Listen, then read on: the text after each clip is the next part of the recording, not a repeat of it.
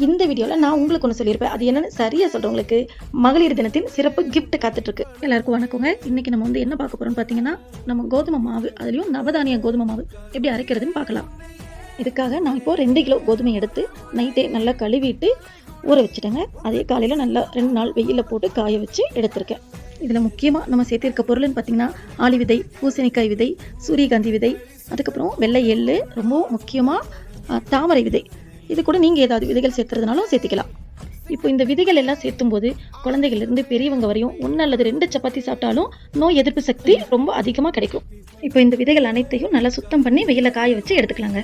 அடுத்து நம்ம சேர்த்திருக்க ரொம்ப சிறப்பான பொருள், அதிக புரோட்டீனும் இரும்பு சத்தும் தரக்கூடிய சோளம், கம்பு, கருப்பு உளுந்து, ராகி, இது எல்லாமே நல்லா சுத்தம் பண்ணி கோதுமை காய வைக்கும் போதே இதையும் நல்லா கழுவி அது கூடவே நம்ம காய வச்சு எடுத்துக்கலாங்க.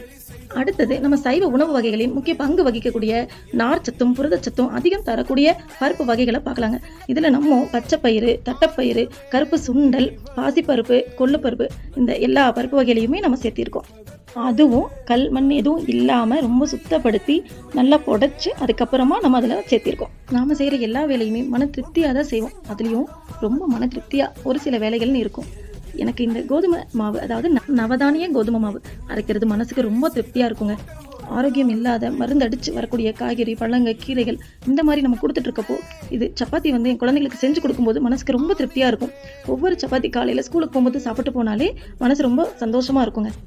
இப்போது நம்ம கழுவி காய வச்சுருந்த கோதுமையும் நவதானிய அரிசிகளும் ரெடி ஆகிடுச்சு. அது கூடவே புடைச்சி சுத்தம் பண்ணி ரெடி பண்ணி வச்சுருந்த பருப்பு வகைகளும் விதை வகைகளும் ரெடி ஆகிடுச்சு. எல்லாத்தையும் ஒன்றா கலந்துட்டு நல்லா நம்ம மிக்சியில் அரைச்சிக்கலாம். இந்த பெரிய கிரைண்டர் மிக்சி இல்லாதவங்க நீங்கள் மாவு மில்லில் கொடுத்து அரைச்சி எடுத்து வச்சுக்கோங்க. இதை கண்டிப்பாக ஒவ்வொரு பெண்களுமே மிஸ் பண்ணாமல் செஞ்ச குழந்தைகளுக்கு மட்டும் இல்லை, வேகமாக ஓடிட்டுருக்க இந்த காலத்தில் நம்மளுக்குமே ரொம்ப நல்லது. இப்போ எங்கள் அம்மா எங்களுக்கு இதெல்லாமே கொடுத்தனால தான் இன்றைக்கி நாங்களும் ஓரளவுக்கு ஸ்ட்ரென்த்தாக இருக்கோம்.